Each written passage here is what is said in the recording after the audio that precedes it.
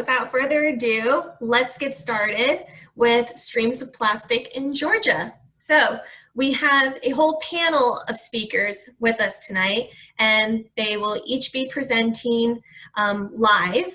So that's very exciting. Our first speaker is Suki Janssen. Suki is the Athens-Clarke County Solid Waste Department Director. She has been in the waste management field for nearly 20 years, and she is the current president of the Solid Waste Association of North America, Georgia chapter. So Suki, whenever you're ready, you can start sharing your screen. All right. I think you just kind of went over this for us. But we owe you one of my part. I hope everybody can hear me. I'm excited to be here this evening, and you're going to have be immersed in plastic tonight. So if we don't answer a question for you, chime in. We'll attempt to. You'll probably have more plastic information than you ever wanted before. I'll be going first. Plastics in our streams and waterways. We'll have that next. Technology to keep plastics out of our waste stream, keeping the stream of plastics out of our homes altogether, and new methods to remanufacture plastics will be the topics for this evening. So I'm going to start with the first one, why we were asked to, hold on one second. My screen is not moving. There it is. Why are we even talking about plastics? And I don't think I can say it as well as Dr. Jambeck. A lot of people on this call tonight either work for her or work with her. And so I'm going to let you know why we're even talking about plastics.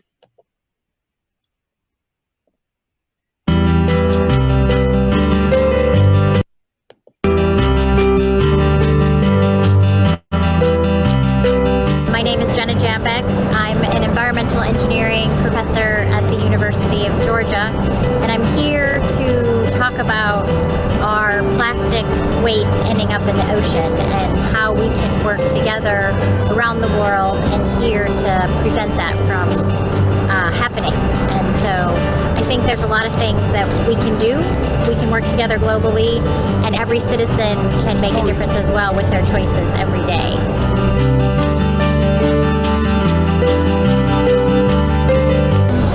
Sea turtle rescue center, and turtles are so important to our ecosystem. Some turtles eat jellyfish and they think that plastic bags are jellyfish. We need to keep those out of the environment.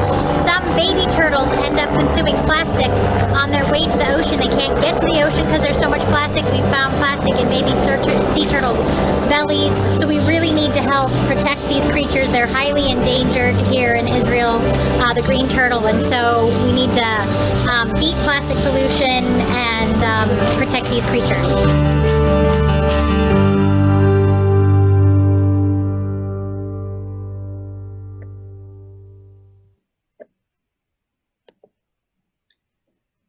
Not sure you could hear that. I'll correct it because I have one more video. I don't know if I checked the right button or not before I started that video. If not, we're here to talk about plastics because plastics are everywhere in our environment. The first speaker, myself, tonight, we're going to be talking specifically about plastics in the recycling stream. Just some data about plastics in our waste stream. About 13% of our municipal solid waste is made up of a plastic product. And of the 13% of plastics, and this is based on EPA data from 2017, most of it's landfilled. Approximately 74% of those plastics that enter or are generated in our MSW waste stream is landfilled. About 16% is combusted for energy, and about 4% is recycled. And of the 4% that's recycled, HDPE and PET are the most are recycled the most in the United States. And if you don't know what those abbreviations are, we'll be talking more about specific resins of plastic. Specifically, I have been in the waste field in Georgia, so I'm going to keep a lot of my conversation Georgia specific. So this one, first slide is what plastics are commonly recycled in Georgia. Recycling is a very local phenomenon. So when I say in Georgia, it doesn't mean that every community in Georgia can recycle these plastics. I always say, if you want to learn more about recycling and if you want it to be accurate, never start at the national level, never start at the state level. Always start at the local level. What you can recycle in Athens is very different than what you can recycle in Columbus, Savannah, Macon, or can be very different. So always reach out to wherever you move in the world and find out what can be recycled locally.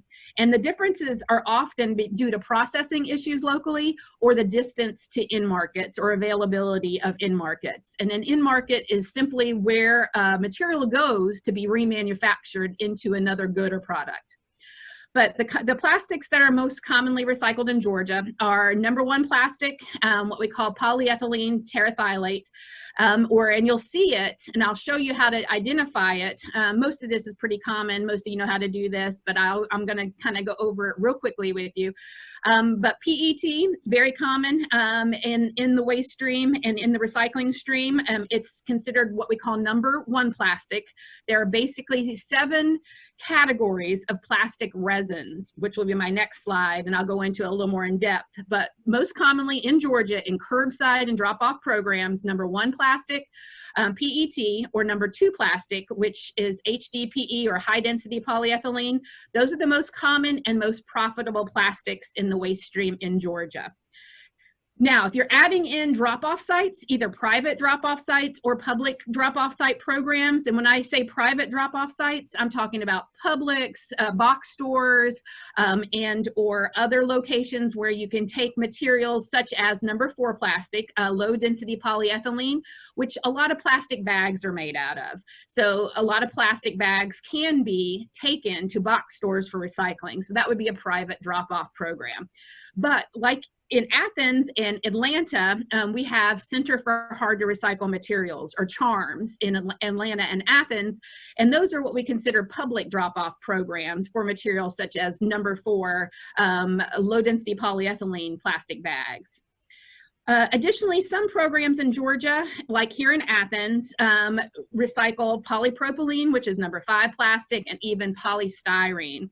Now, number 6 plastic. Number 6 plastic, though, typically in Georgia anyway, is not taken in the regular recycling stream. In Athens, we actually take polystyrene. It's also commonly known as styrofoam, but that's actually a trademark name that was put into place for insulation.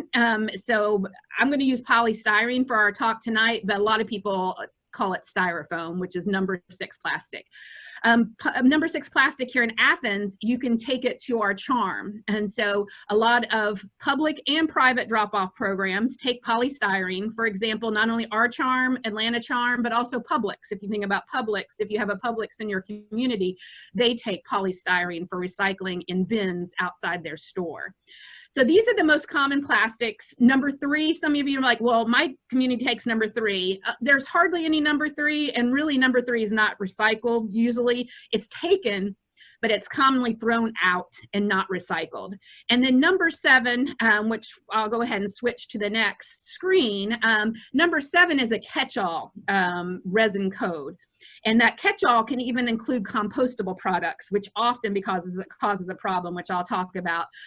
But when we talk about plastics, plastics are made up of different resins, and those different resins have different melting points and hence can't be recycled together. And so when we talk about plastics, and what makes plastics so darn confusing is that there are different resins of plastics that can't be intermixed when you're recycling them. And so you can see the common plastics, how they're coded. Back in the 80s, all the plastic manufacturers were supposed to have common kind of daily items, disposable type items that we would find in a box store. We're supposed to have a labeling on their bottle, either with 1, 2, 3, 4, 5, 6, or 7, and they're supposed to have a recycling symbol around it. That became very confusing because not all 7 resins back in the 80s were recyclable, and some still today aren't. So it makes things either, it further confuses all the plastics out there. So again, what I'm going to tell you, even though this is a great code identification, you flip the bottle over, you look for the recycling symbol and look to whether it has 1, 2, 3, 4, 5, 6, or 7 on it. But then always check your local rules to see which plastics that can be recycled in your area.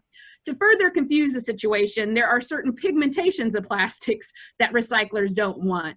We've tried not to delve that deep anymore because plastics are so confusing that when we went single stream pretty much in the United States about 10 years ago, between plastics and having everything in one container, we've confused everybody. Recyclers have. We know that across the United States. So I think what we've started to see is a step back and a pause, trying to re-educate people. And maybe we're okay with certain types of pigments coming in, because the more we specify exactly what we want, sometimes the more confusing, or we just have people throw it out. In Portland, I think they started this phrase, when in doubt, throw it out. We say that in Athens nowadays because contamination has become such a huge issue in recycling. If you don't think it can be recycled, just assume that it can't. And if you can't contact somebody that's a recycling specialist, assume that it can't be recycled and please throw it in the trash.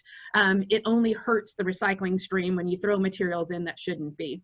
But this kind of tells you some commonly known products. Number 1s are typically water bottles, soft drink bottles, and number 2s are typically milk jugs, both opaque and transparent or translucent. Grocery bags, also detergent bottles, shampoo bottles. Number 3 is PVC. Again, we can't recycle it. We take it, we throw it away here, or it goes out with mixed plastics, which we'll talk a little bit about those. Number 4 are bags or film plastic, stretch plastic. We don't take it at our recycling facility, but at drop-offs. Polypropylene, a lot of yogurt tubs, butter containers are made from number 5, polypropylene. Polystyrene, of course, is styrofoam, egg cartons, to-go containers, cups, etc. And number 7 is that catch-all. Number 7 can be mixed plastics. Number 2 can often be mixed with other plastics to some degree. So you'll see some mixed plastics, and you'll also see, the unfortunate thing about number 7 is you'll see compostable plastics labeled as number 7, and compostable plastics aren't recyclable at all. They are compostable, but not recyclable. So that further confuses people when it comes to plastic recycling and composting now. And also, you might go to a facility in your area.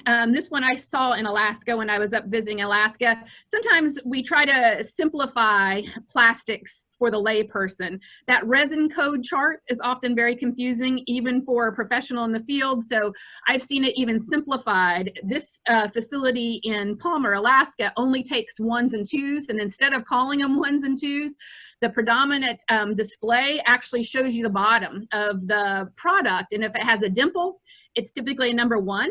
They're air injected plastic and it has that dimple on the bottom. If it's split or has a seam down the middle, it's typically HDPE or number 2 plastic. But they said they like using this a lot better because people can just flip the bottle over, tell what it is without looking for a recycling symbol, a number, etc. This is, sometimes you'll see things like this to make it easier. It may not be foolproof all the time, but it's easier for the layperson than checking for numbers and getting further confused. So I just threw that in there so you could see how different recycling facilities handle it differently. Again, recycling is local. How are plastics processed for recycling? Processing, I can't emphasize that enough, is local.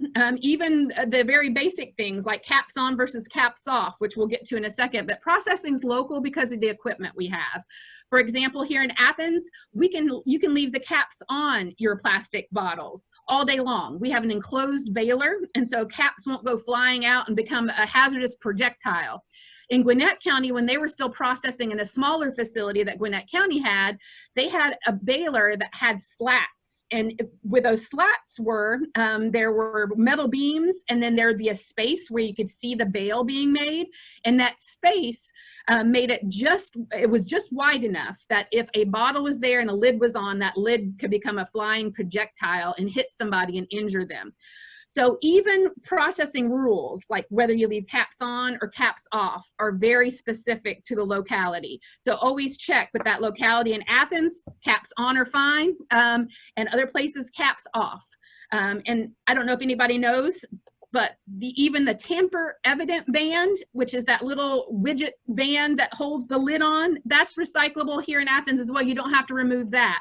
The cool thing about caps, often, especially for #1 plastic, after they leave our facility and we have separated them, they get chipped up at the facility we send them to into small pieces, the lid, the tamper evident band, and the body. And the density of the plastic separates them. The lid is often polypropylene, #5 plastic. It will float. And then the body plastic, which for bottles, like water bottles, soft drink bottles, is typically a #1, and they sink. So that's how they separate them. And polypropylene and PET are both recyclable, so they can both be recycled after they're water separated. And so again, though, whether you leave caps on or caps off is a local issue. The same with if you leave labels on or labels off. We don't care if the labels are on here in Athens. There are some facilities across the United States that do. Again, processing issues or preparing issues for processing is a very local issue. Once plastics get to our facility or any facility, either by curbside drop-off programs, they have to either be manually or optically sorted, or a combination. In our facility, we actually have sorters, about 5 to 8 sorters that manually sort plastics by the number. We separate #1s, and then #2s, we can get more money by separating opaque from transparent or translucent, and then 3 through 7s are actually bundled together or sorted together. And we do all that by hand. We're a very manually intensive facility. We're an old facility, the oldest in Georgia. That's a public-private partnership. Our recycling facility has its birthday this week and or early next week, and we turn 25.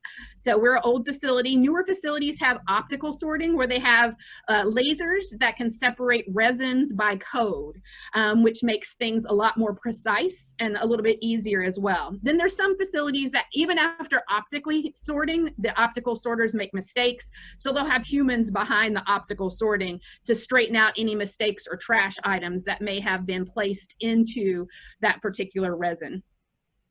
So that's how typically curbside is processed. But then you also have places where you as a resident will separate your material, then take it to a drop-off by resin code. For example, plastic bags we talked about, you're separating them out if you're using them, and you can drop them off at box stores or places like the Charm. The same with polystyrene. It's source separated, meaning it's separated at the source where it's used, you the consumer. You're separating it, then taking it to a drop-off. So the processing is done by you and not a facility, so to speak. So that's how material is processed throughout the state of Georgia. We have newer facilities than ours. Athens is 25 years old to some of the newer facilities. Columbus has a very nice, a lot newer facility than us that has a mixture of manual sorting. It doesn't have optical. Pratt Industries is one of the closest ones to us. It's a private sorting facility that's awesome. It's a lot larger than our facility. We get anywhere from 60 to 80 tons per day at our facility. They get sometimes 2 and 3 times that material over in Conyers, Georgia at Pratt, and they have optical sorting equipment there along with some manual sorting. So I just wanted to give you examples of how plastic's sorted at the processing facilities throughout the state. After the material is separated, all the plastics have to be separated by resin code, or they're not going to get recycled typically, except for the 3 through 7s, which we'll talk about them just a little bit more. Then once it's separated, like at our facility, we bale it and then ship it to an end market, a business that wants to purchase it. So for Athens-Clarke County and a lot of Georgia, these are the end markets where they go. PET or polyethylene terephthalate goes to Clear Path Recycling in North Carolina, where they recycle it back into carpet products, which we'll talk more about what materials become after they're processed and recycled. HDPE goes down to Southern Alabama to KW Plastics, where they can be turned into other bottles for other materials. So that's where our HDPE heads to. We also have an in-market called Envision Plastics in the Carolinas that we sometimes switch. We actually figure out who's going to pay us more for the materials. At our facility, sometimes recycling pays for itself by revenues made off the sale to end markets, so it covers the processing fees, and sometimes we don't. Sometimes we break even, and sometimes we even lose some money. So we do try to find end markets that pay better. So there is some movement. These aren't always the places that we ship or sell material to. Our low density polyethylene, number 4 plastic, is only shipped from the Charm facility here in Athens, and it goes to Trex in Virginia, usually to be exported. And we'll see a video about Trex and film plastic here in a minute. Polystyrene here in Athens and also over in Atlanta and a lot of the public stores. We actually take polystyrene at our Charm. We densify it, compress it together with a little bit of pressure, and then we ship it to a company, or they come and pick it up from us in Atlanta called Blue Goblin, but they immediately export that material. Our 3 through 7s are automatically exported. We load them into actually containers, shipping containers, and they're shipped to China. They've been really difficult to move lately because China has not wanted a lot of recyclables from the US because a lot of our recyclables contain too much trash in them.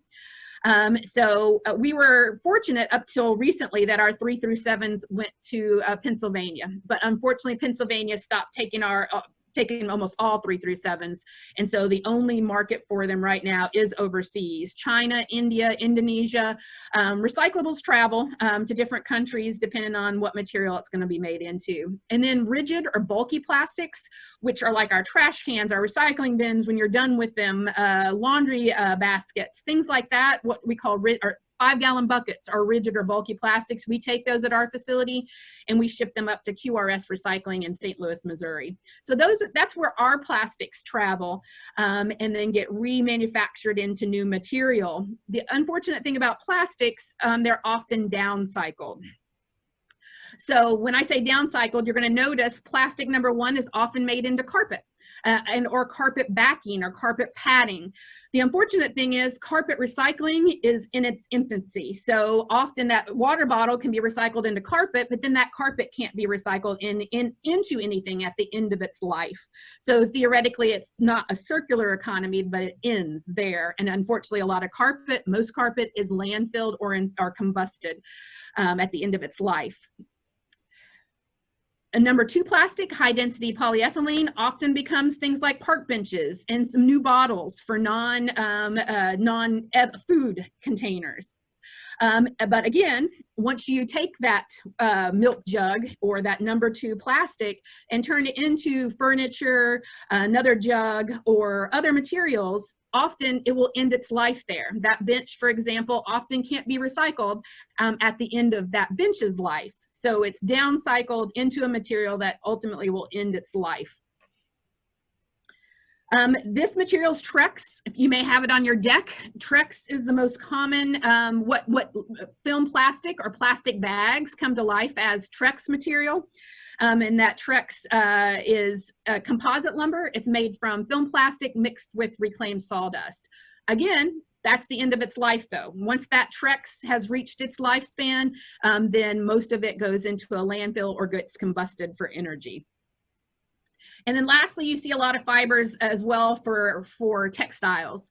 And although there are some textile recycling locations, textile recycling and reuse even can present a lot of challenges, especially if it's shipped overseas. But these are just a few items, new items that plastic can be made into. The unfortunate thing is plastics a lot of times have to be downcycled and not truly recycled infinitely. And therein lies a lot of the problems with plastics. And I'm going to make sure you can hear this. I'm going to stop sharing for a second and I'll make sure that we can hear this.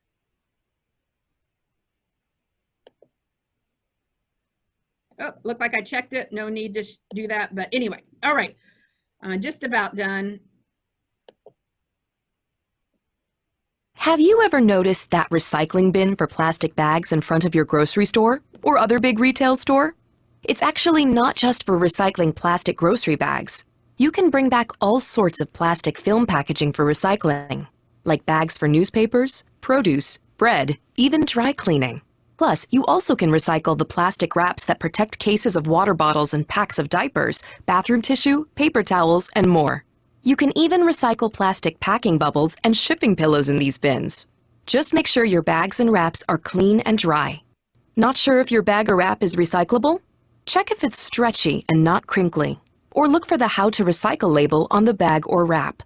This plastic film packaging helps protect and transport products safely and deliver fresh food to your dinner table. Make sure to put these plastic bags and wraps in store drop-off bins instead of your curbside recycling cart. The machines at many of today's recycling facilities are not designed to recycle plastic bags and wraps. So for now, take them to a storefront bin. What happens to these bags and wraps?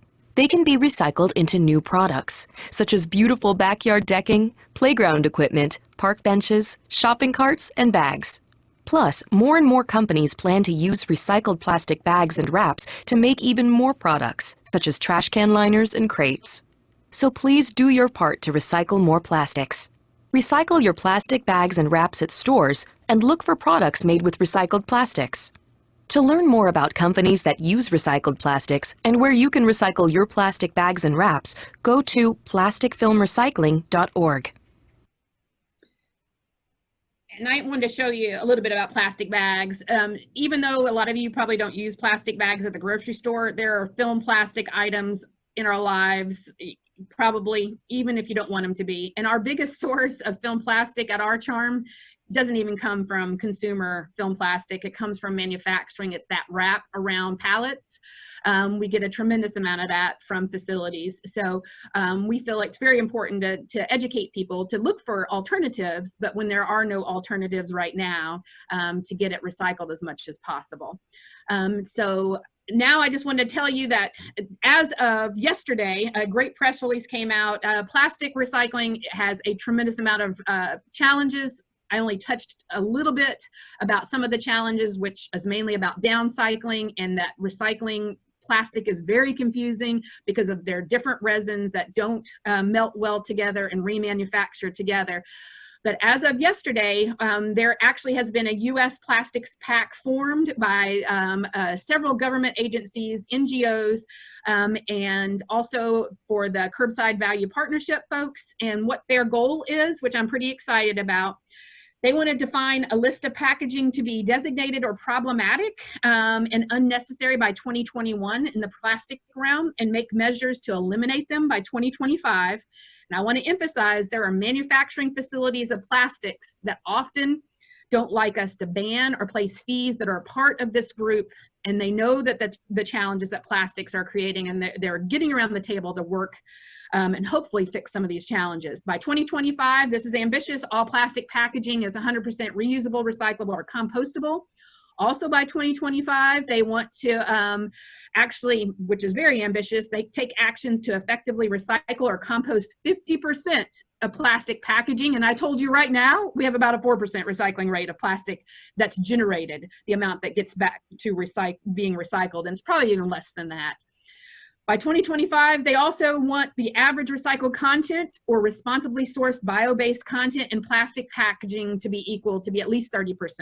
These are very ambitious, but I was really excited to see manufacturers of plastic and lobbying groups being willing to sit around the table and start this pact to really make positive changes in recycling and or composting and or not making some of the plastic to begin with. So that's some of the innovation and future in plastic recycling.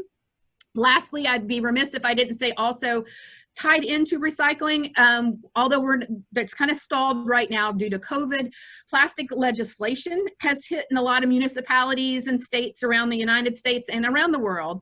And bans or fees have been enacted on lots of plastic packaging, mainly bags. There's over 300 municipalities in the United States that have bans or fees on plastic bags in place. Athens is considering it. We were supposed to actually have a work session coming up this fall about banning plastic bags here in Athens, but we postponed that because some grocery stores here in Athens, you can't use your reusable bags right now. So we feel like to be responsible to our citizenry, we probably need to pick this topic up after COVID has passed. Also, there are other legislation that's being passed here in Athens, for example. Once we can have events again, I don't know when that will be, in Athens on public property, you can no longer use styrofoam or a plastic that's not compostable or recyclable. So we're really excited to be one of the first communities in the state to pass an event ordinance that states on public property or at a public event, if you have 2 or more food vendors, you have to have compostable or recyclable packaging completely. It cannot be, it has to be something that can be recycled or composted. So we're starting to see that in many other states.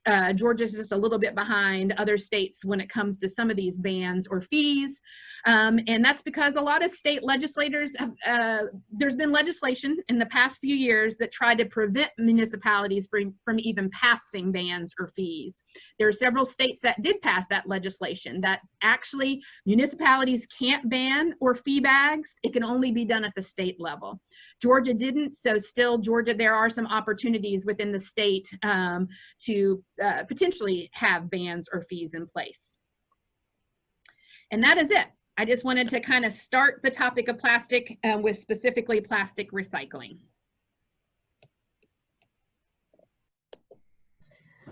Thank you, Suki. That was a wonderful presentation, just really informative and educational.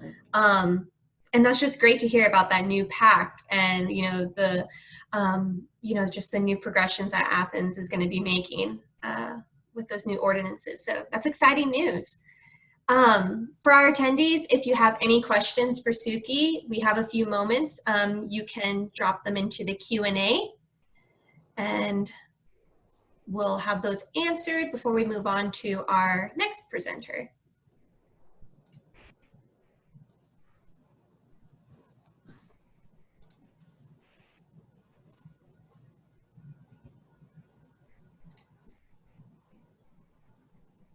And if there's no questions, then we can, ooh, okay. We do have a question. All right, so Suki, April wants to know that you mentioned that you sell plastic to North Carolina. Is it more profitable than recycling here in Georgia for our carpet industry? It can be. Historically, we shipped our #1 plastic to Mohawk up in Summerville, Georgia, but we were getting better money from North Carolina. I hate to say that, but we have to look at the cost of transporting the material and then the cost we'll make from the revenue. So historically, we've always shipped to Summerville, Georgia. Just recently, we've been getting better pricing from North Carolina. So it just depends. Our facility is a public-private partnership facility. So we actually own the facility, the property that it's on, but we allow a private company to operate our facility.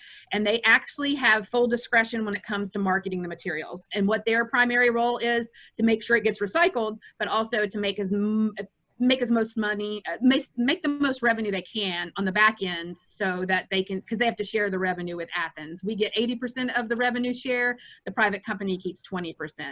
So they are allowed to move around in end markets as they see fit. We have another question from Callie. So she asked, are there any concerns with leachate from recycling centers? We do have an industrial stormwater permit, so there is always runoff. So we do have to monitor all the, I'm actually the person that has to monitor the stormwater runoff at our site. So there is right now, we haven't had any issues. What we really have to watch for and what you see at some recycling facilities is they're not covering their scrap metal containers, and scrap metal contain a lot of oil and fluids that can actually, when it rains, it can rain through that open top container and then mix with the stormwater. A few years back, we ordered roll-off containers with lids to prevent any of that at our facility. And so actually that helps us with our stormwater permit. But yes, there are issues, and always recycling facilities should be monitoring stormwater and any runoff that comes out of their facility. Most of the material is coming from residential sources, and it shouldn't be much more than backwash. But the reality is you do get other materials, oils, greases, etc. So you do have to be careful and set up. We have ditches around our facility to manage the stormwater and to direct the stormwater into our retention areas that are made to handle that material. Nice. Annette wants to know, what is the source of the video you showed on plastic film recycling? That is I think at the end it had it had the, I think it was plasticrecycling.org, but it's changed names a few times. If you look, they do a lot of education on film plastic, and I will maybe put it in Q&A, or I will bring back the website so people can know. It's got some of the best education material on that website.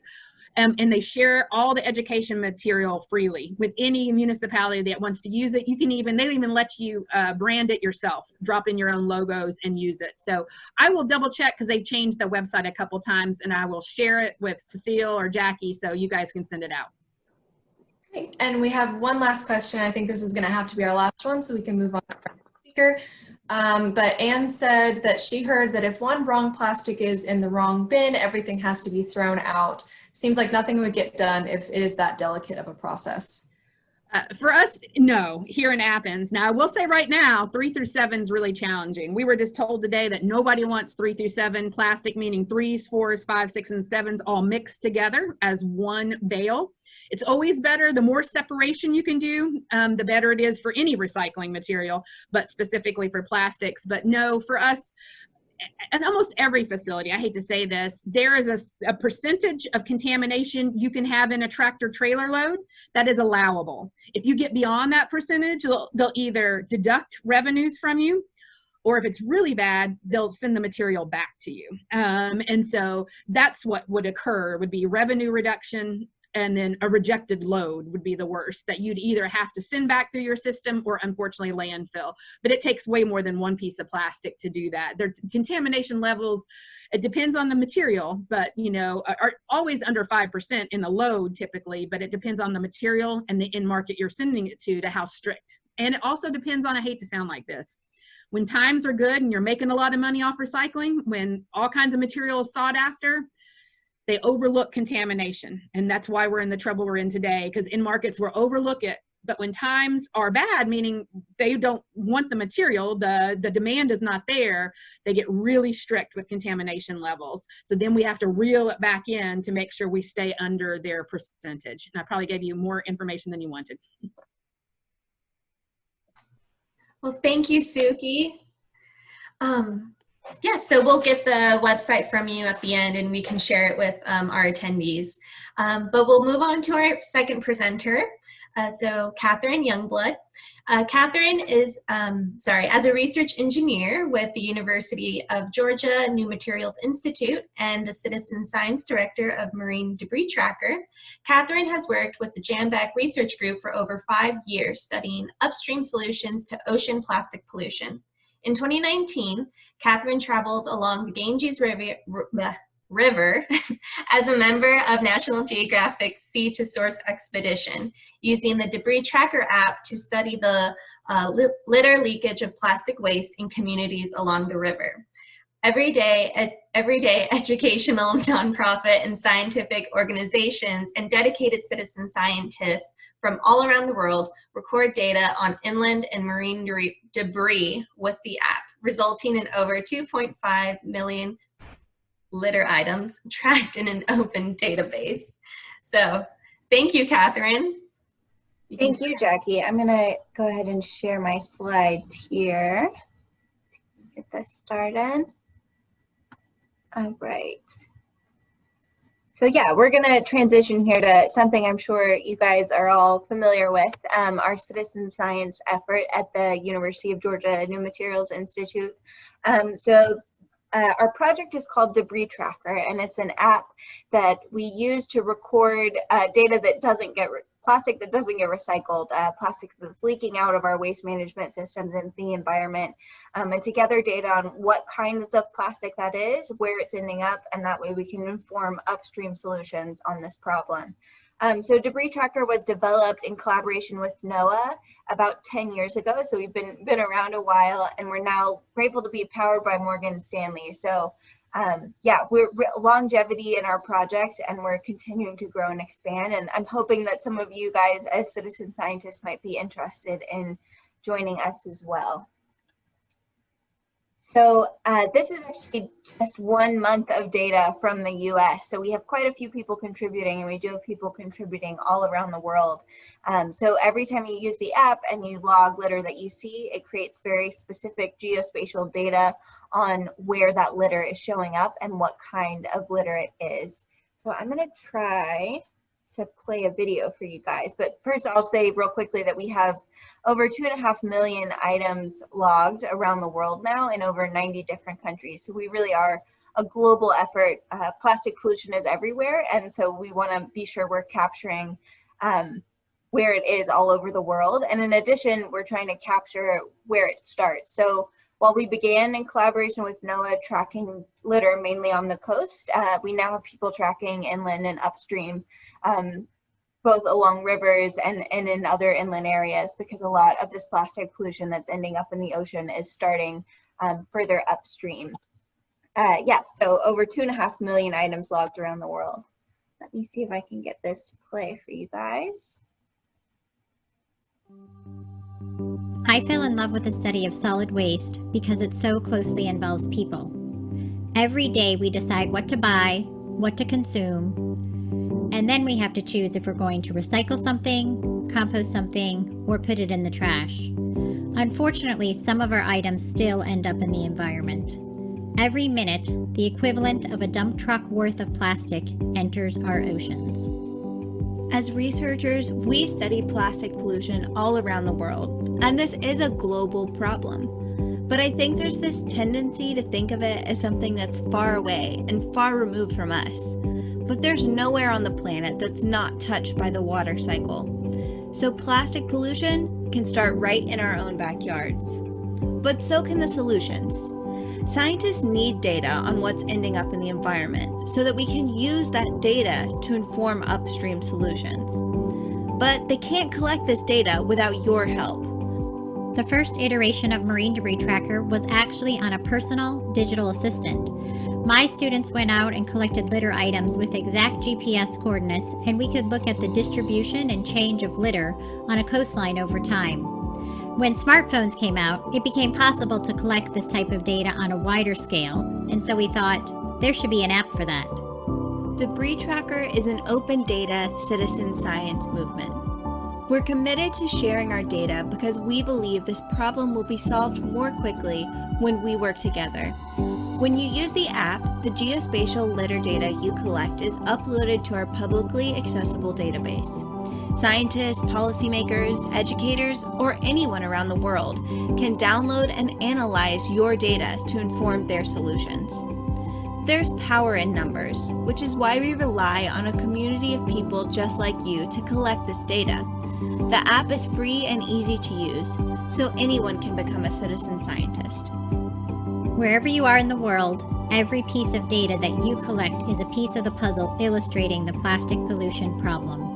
So please join our open data citizen science movement by collecting litter in your community today, and help us answer these 3 questions. What is it? How did it get there? And together, what can we do about it? Awesome. So hopefully you guys are all able to hear that, but if not, I'll drop the link in the chat afterwards so you can look it up. We also have some tutorial videos available on our YouTube page if you want to check those out as well.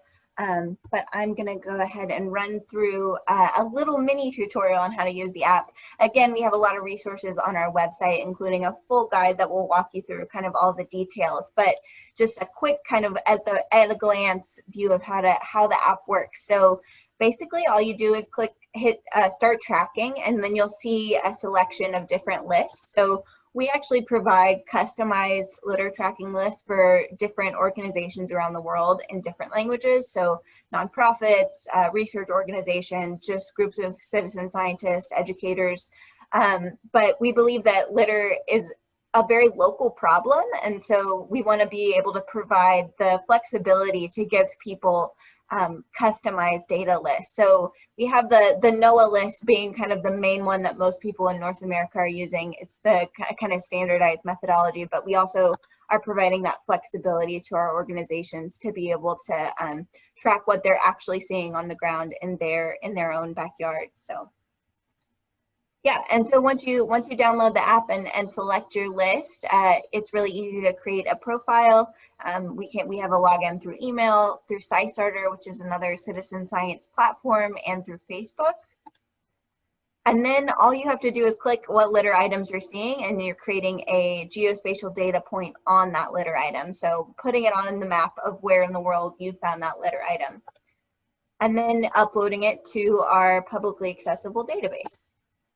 So I'm going to run through a few quick case studies. As I mentioned, we do have organizations who are tracking all around the world. So I wanted to highlight a couple of those, including some work that's happening here in Georgia. So this is our current website, which is actually under review. We're going to do a major update of this, which will provide some new user features very soon.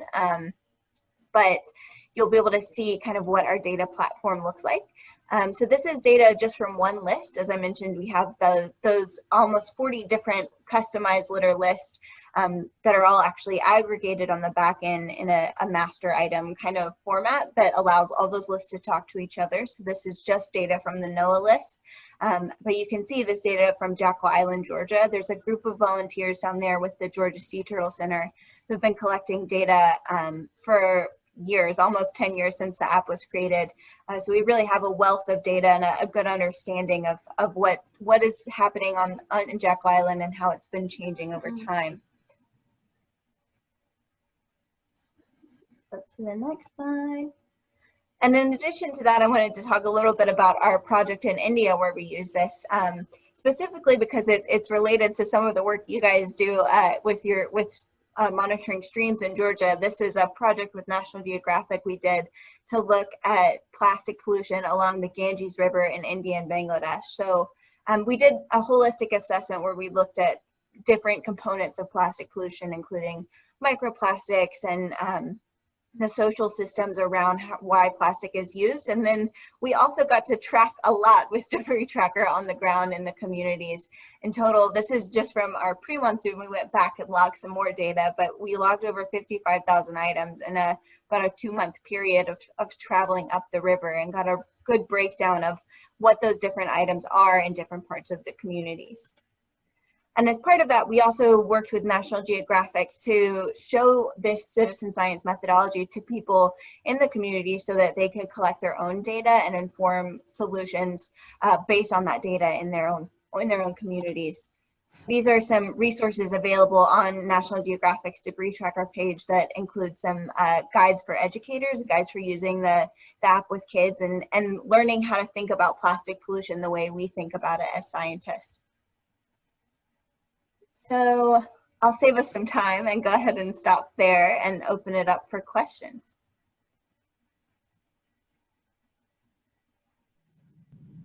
Thank you, Kathryn. Yes, so if any of our attendees have questions, go ahead and put them into the Q&A. We have a few moments, we can go over those.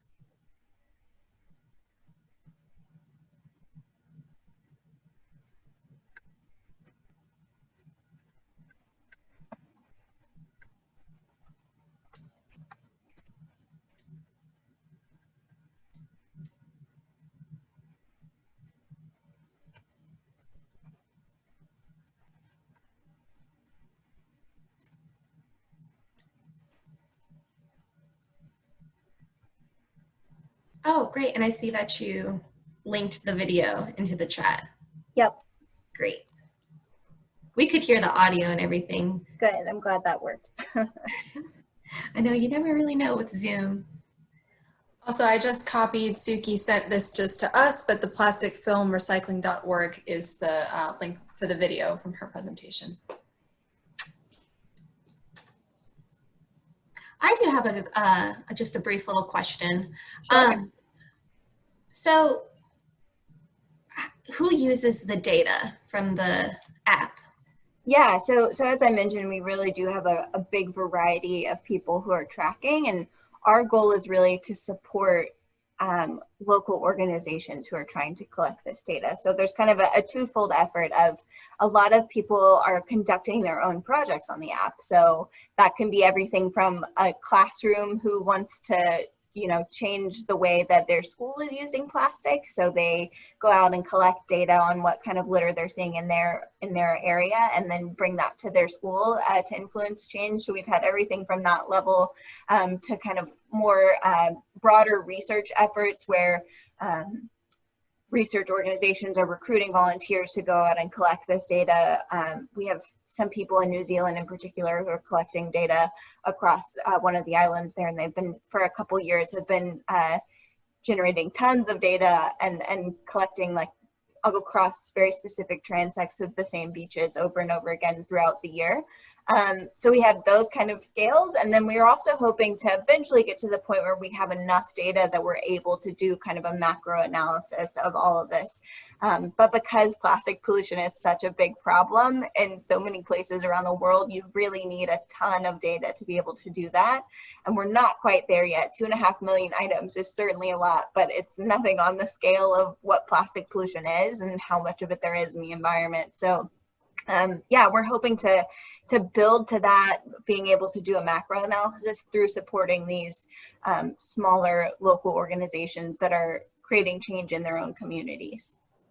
Nice. And so I'm just kind of like thinking of like hypothetical situations. Do you have to, you know, have your own waterway? You know, like a lot of our volunteers have a monitoring site, but could you just maybe pick a local park in your community? There's no creek or, you know, there's no water really that you see around it, but, you know, can you still use this app? Yeah, definitely. So we're looking for data everywhere that plastic is, and plastic is a lot of places, and even the absence of litter and plastic is also good, valuable data for us. So yeah, we're definitely looking for people to track wherever they are, and we've seen a big increase in that with coronavirus. People who would typically do more, you know, river cleanups or beach cleanup work, being, you know, collecting data and collecting litter in their own neighborhoods and in their own backyard. And I think that's really valuable data and really exciting information to be getting. So yeah, you know, again, it really depends on your goals, but this can be a really fun thing to do, you know, with kids, with just on your walk. It can be something that doesn't have to be major, like a major effort to go out of your way. So I know you guys do a lot of really detailed citizen science work, and this is kind of a very easy tack on top of that, of a way you can contribute to a citizen science project that's pretty, we try to be pretty low maintenance for people. So. Well, I like it. Yeah. This question kind of ties into what you were just saying, but Anne wanted to know if you could just take a picture of the trash, like if she saw plastic chairs on the side of the river while she was paddling and couldn't take them out. Yeah, so we do have the ability to upload pictures. We would also ask that you tag that as a plastic chair in the app. But yeah, so they're kind of two separate mechanisms of recording data. One is we print everything in like a big database CSV file that has the litter items named, and so that's something you would probably go to the other section and type in plastic chairs, so you can add items like that aren't typically showing up as litter, and then you can also take photos and upload those to our database as well. Yeah, so we do definitely recommend that people pick up the things that they're collecting data for, but it's not a requirement. So yeah, you can certainly log data like that where you're not necessarily able to remove it from the environment, but that's still good data to know where that's ending up. Yeah, so we also have another question here from Janet. So she wanted to know, is anyone reporting Rivers Alive data using the app? So Kathryn, I'm not sure you know, if you're familiar with Rivers Alive, but I'll also just give a shout out for all of our attendees who may not know what it is. Rivers Alive is Adopt a Stream's sister program, and it focuses on waterway cleanups. So we have the cleanup season, usually from, you know, August through December, and we have organizers all around the state who, you know, host these cleanup events. They submit their cleanup information into our website, and, you know, they take tallies of the items that they find, you know, just the pounds of debris, you know, tires, all of the information. So, I mean, that sounds like, you know, these two are compatible, you know, these Yeah, two. certainly. They sound I don't think that we're working together currently, but we're certainly open to that. And like I said, all of the data that we, that people submit through the app is all open data, and it's all publicly accessible. So yeah, we'd be happy to collaborate there where it makes sense and is mutually helpful, give you guys another way for people to log and record data. great. Yeah, and I see Suki did make a comment. She said Athens has used it with Rivers Alive. So that's great. Yeah, the two could go hand in hand.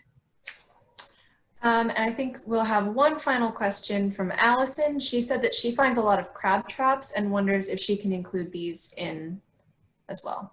Yeah, there's in the NOAA list, which I mentioned is kind of the most widely used methodology, especially for North America. There's a section for fishing gear, particularly derelict fishing gear.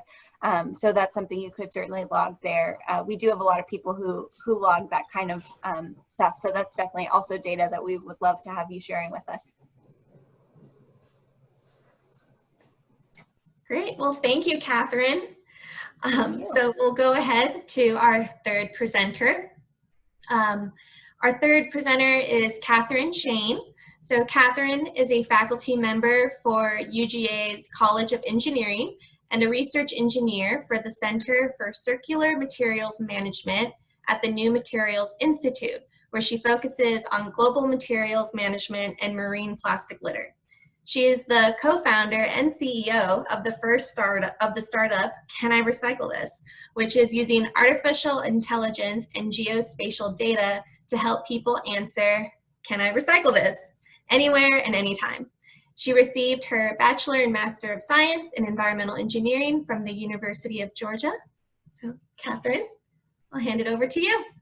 Thank you, Jackie, and thanks everyone for having me today and to all the attendees here. It was nice to see myself in Kathryn's presentation earlier. I hadn't seen those pictures yet, so they look great. It's also great to see some familiar faces. I'm going to go ahead and share my screen really quickly.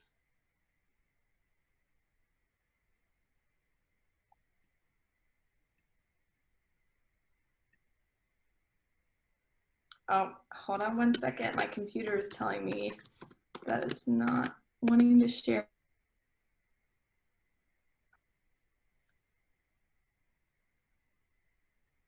Start from the beginning. Okay, so I am, like Jackie said, the co-founder of Can I Recycle This? And we are a startup that is helping to accelerate some change in waste management through green tech. But I wanted to back up a little bit and frame what I'm going to talk about with plastics, since this is a plastics panel. This is a recent publication that lays out how much plastic has ever been made. So since around the 1950s, plastic has become commercialized, and since then, we've created 8.3 billion metric tons of plastic around the world. And so to give you an idea of how big that is, like how much that weighs, that would be around 25,000 Empire State Buildings, or 1 billion elephants. I always think that is a crazy amount because we don't even have that many elephants on the planet. Of that 8.3 billion, only about 9% has been recycled, 12% has been incinerated, and almost 80% has ended up in landfills or our natural environment. The projections are not great either. We are looking at somewhere around 12 billion metric tons ending up in our oceans, in our environment, and in landfills if this trend continues. So the plastic that has ended up in our environment, a portion of that has reached the ocean. This is a paper that was published in 2015 by the Jambeck research group, among other authors, about quantifying the amount of plastic that goes into the ocean each year. So the study looked at about 192 countries around the world. And of those 192 countries with a coastline, it looked at the waste shed of about 50 kilometers from the coast, and then how much of the waste was being mismanaged, specifically the portion of plastic. And that's how the calculation for 8 million metric tons of plastic came about. And if you want to understand how much this is going into the ocean each year, Kathryn shared, the other Kathryn shared the video of Dr. Jambeck talking about that's equivalent to about 1 dump truck of plastic per minute into the ocean. So it's a lot. So when we look at how to reduce the input of plastic into the ocean, we like to look at this pipeline. This is a framework for how to reach zero input into the ocean. And for waste management, I feel like we fit into 3 and 4. So reducing waste generation, so doing things like composting, recycling, and then also improving global waste management across the board would help to decrease this. And that's where Can I Recycle This fits in. So we at the research group at UGA, we're getting a lot of questions about recycling and about waste management in general. And so we took a deeper dive into understanding recycling, composting, and landfilling as far as what was an issue, why people were having an issue with it, why people were having questions with it. And we found that Americans are actually better at wish cycling than recycling. About 25% of what goes in our bins here in the US is actually waste. And traditional recycling and education has to do with print material, billboards, advertisements, things like that. And there's not a whole lot of technology or online education going on. It's starting to increase, which is awesome. But at the time we found there was very little. And contaminated recycling and composting streams cost city money. Suki was talking about this earlier. It's a loss in revenue if recyclables are contaminated. And it's a very local practice, as Suki said too. It's not something that is a nationally standardized process. It starts off at the local level. And so understanding that these materials are only valuable if they're clean is really important. So what we did was looked at what could be an accessible tool to start to educate citizens with comfort and ease from apps that they already use. And so we use artificial intelligence, image and voice recognition to educate citizens about what is and isn't recyclable. And now we're moving into the composting space through existing media and virtual assistant platforms. So you enable your location and you ask about an item, and we can tell you right off the bat immediately if it's recyclable or not. So this is our updated website. This is from our updated website. You can simply snap, send, and sort.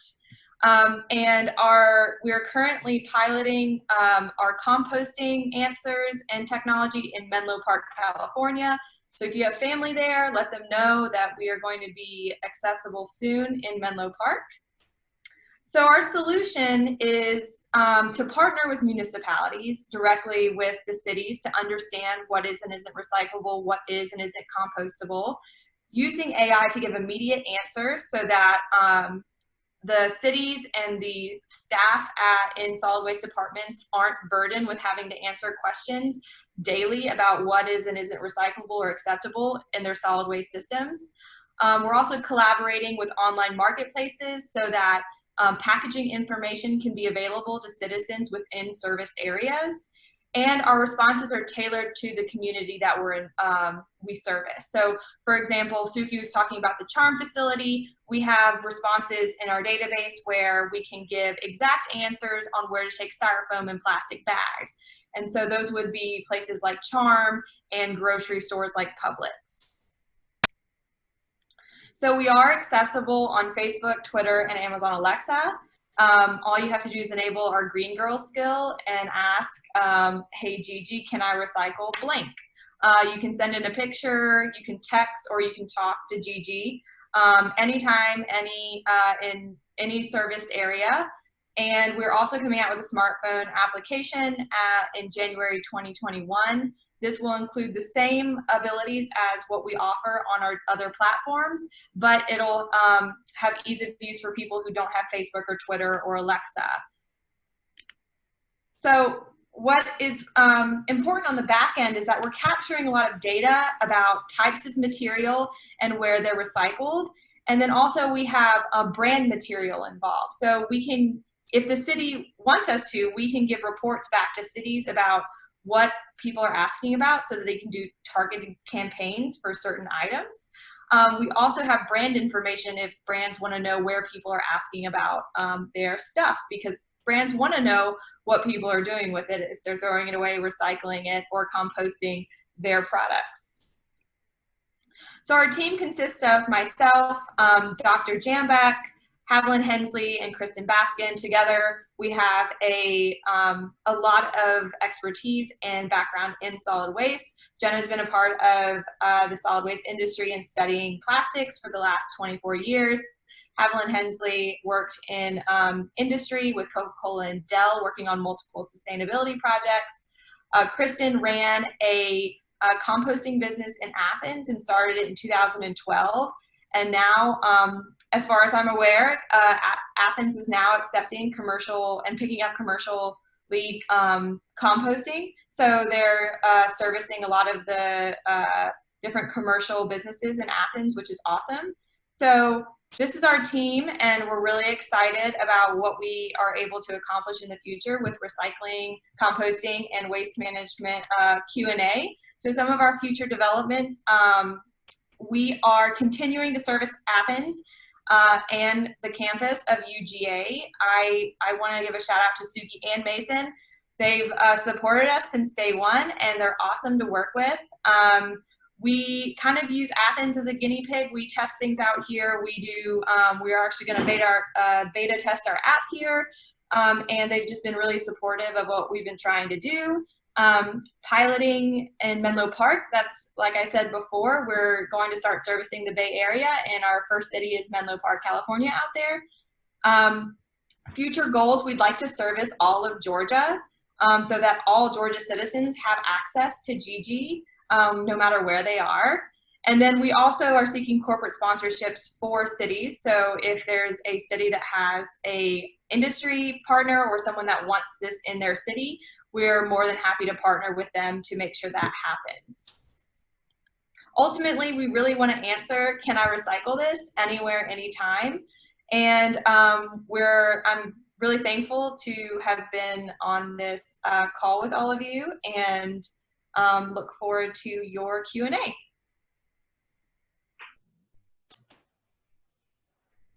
Thank you, Kathryn. It sounds like just such an easy way for, everyone to get their recycling questions answered of like, because how many times have we all, picked up a bottle and been like, I don't know, like, can I recycle it? I don't know.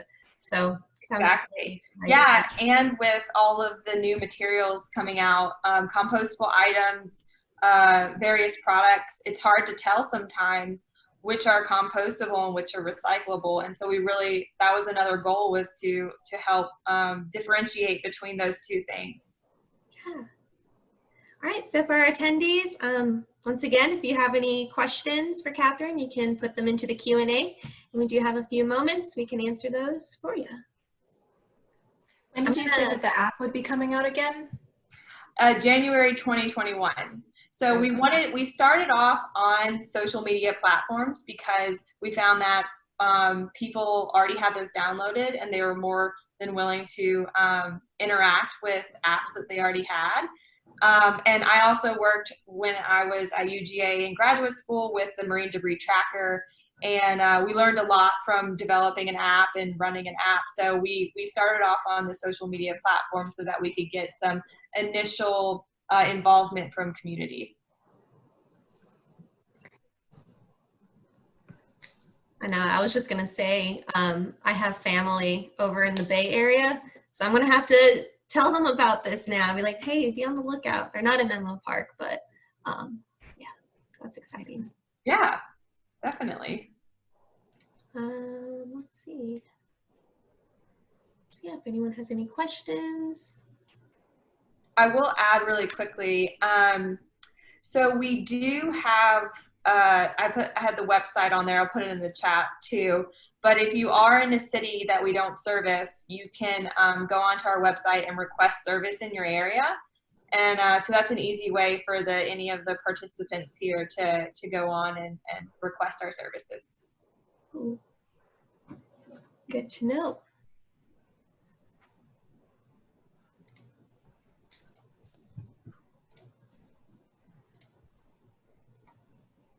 All right. Well, if there's no questions, I think we're all just really excited and looking forward to when this is going to be released.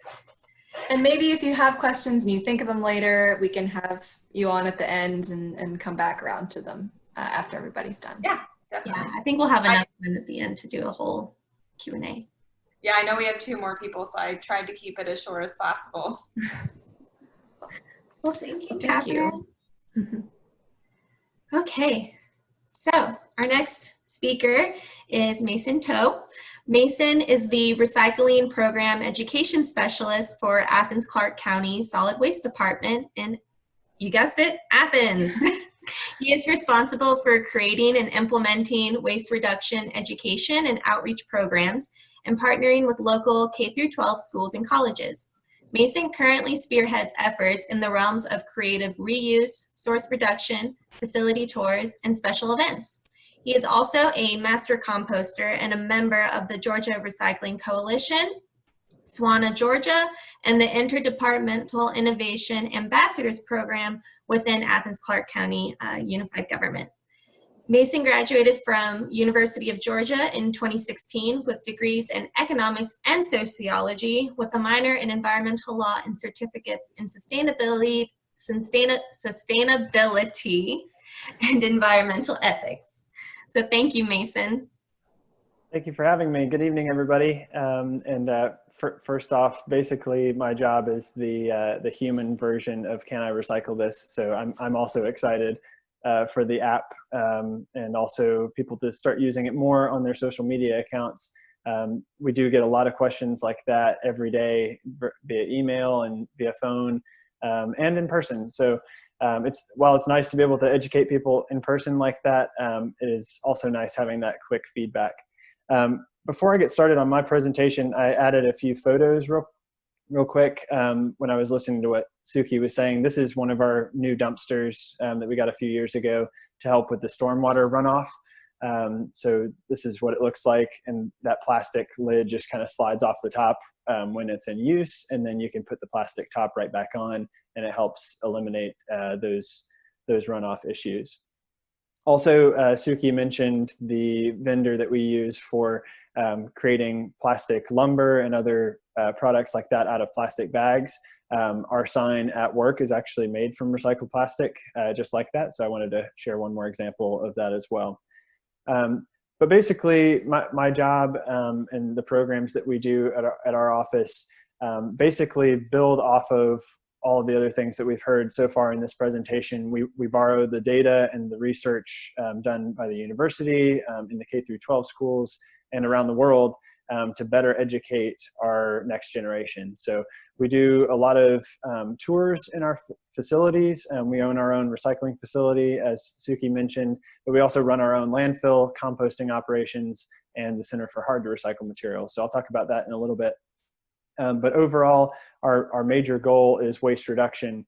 Our division started out, we are the recycling division, so we started out focused on recycling, but over the years we've taken on more and more projects having to do with reduce, reuse, recycle, and we always talk about that when we're talking with students and the greater community, because reduce is the most important.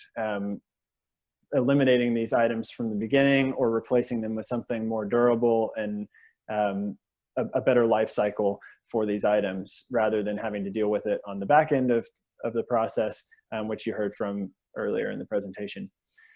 So we do have a lot of special events and programs that we do throughout the year. I'm going to try and highlight all of them just real quickly, just so if anybody has any questions about specific events or ways that we reach out to the community or the schools. But first I wanted to show this picture. This is a board that we use. It's a magnetic matching game. We use this at pretty much all of our events. It started out as a physical set of bins with the actual items where you could go and sort the items.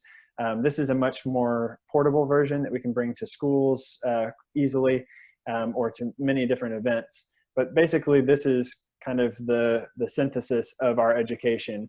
What materials do you have? Where do they need to go to be effectively either disposed of or reused or recycled? So we are still kind of in that mindset of what do we do with the existing materials, but we also do a lot of education based on this kind of incentive and inspiration for coming up with new items on the front end of things to replace these items, hopefully in the near future. So a few of the events, the first one is a collaborative event that we do. It's called the Green Life Expo and Awards. So we do celebrate a lot of the local achievements from different organizations, businesses, individuals, schools, students that have to do with sustainability and environmental efficiency and education throughout the community. But this is just one of our big events where we collaborate with a lot of different organizations. Everybody has a table where we can share our information, a lot of different water-related programs, as well as recycling and waste reduction and others in the environmental sphere. So we do this every year, kind of towards the beginning of the year to help kick off the springtime with Earth Day and other big events as one kind of unified group. We also have an event in the fall every year. We're not quite sure what that's going to look like this year, but it's called the Vulture Festival, and it's a collaborative effort between wildlife groups, our local zoo, and our solid waste department. And we actually have this festival at our landfill. So it's a way to get the community out to the landfill at a time when they're not just throwing away their stuff, but to get them out there and learn about the nature surrounding our site. We have about 440 acres. And a good portion of that is buffer zone. So we have a lot of wildlife and birds and a lot of vultures as well. So we do partner with these groups. We have a live bird show from EarthQuest Birds of Prey program. There's another cameo appearance from Kathryn there with Can I Recycle This? So we try to make all of our events as educational and collaborative in nature as we can. And we also partner with the Audubon Society because of the connection with the birds, and they lead a bird walk that morning every year before the festival kicks off. One that I really wanted to highlight because it really addresses the replacement culture that we have, kind of the disposable world where you just use it and throw it away. This is an international organization called Repair Cafe, and it was started in Europe, but it's global now, and the concept is repairing people and things. So being able to create a community atmosphere where you work together to fix things, kind of address issues of why things aren't working, and then as this bigger organization, addressing the specific items that break the most often, and kind of pushing for a new culture of where these items are more repairable, made out of better materials, things like that. So I did want to share a video about our Repair Cafe, and hopefully, let me double check my sound as well.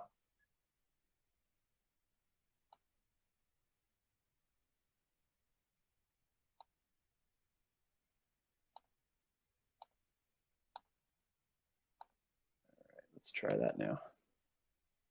Sometimes, all it takes is a good tune-up. We check every bike with a 80-some-odd point checklist. And at this bike shop in Athens, over here, it's like that. They take great pride in making repairs. See, Arnie and I had to learn how to do it. The hard way, trial and error. Yep. Bob and Arnie know how to make things better, and they came here to fix more than just bikes. Well, we are today. Yep. On this day, everyone is Mr. So Fix-It. this one is working Neighbors now. helping neighbors salvage everything. Every time you come to one, you wonder, well, what are we going to get into today? It's called the Athens Repair Cafe, an event where people can get their stuff fixed for free. Anything's on the menu, we just have to see if I can fix it or not. Lori Lofton brought in this old vacuum, which quit working after her son used it. He's learned the man trick of doing it and breaking it, and then I don't ask him to do it again. But in a matter of minutes, Look at there, completely plugged. the problem was found. And with the help of Arnie and an air pump, Oh, whole bunch more came out. it was an easy fix. For a vacuum to work and have suction, the hose has got to be open.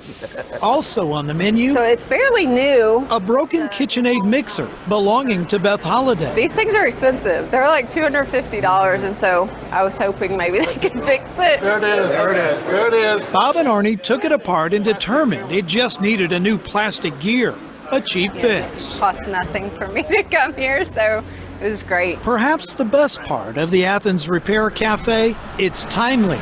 The landfill will be full in just over a month, leaving the solid waste department looking for solutions. 7 billion people in the world, everybody fixes one thing. That's a lot of things fixed and kept out of the landfill. It may not seem like much, but you have to start somewhere when it comes to cleaning up the environment.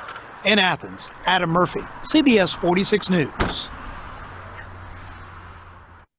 We really do have a family atmosphere at all of our events. Bob and Arnie are actually Suki's father and father-in-law, so they're our dynamic duo at all of our repair cafes, and they can fix pretty much anything. But the concept with the repair cafe is having these gentlemen and others that have the skills that they've acquired and built over their lifetime, and sharing those skills with the younger generation, teaching us how to fix things and not just throw them away or have to call somebody in to fix it. We also do America Recycles Day, which always turns into America Recycles Week, which is a variety of different events and book readings. We partner with the Georgia Recycling Coalition to do the Read for Recycling program, which encourages students to read about waste reduction in books, so composting, recycling, and other. And we've also included film screenings.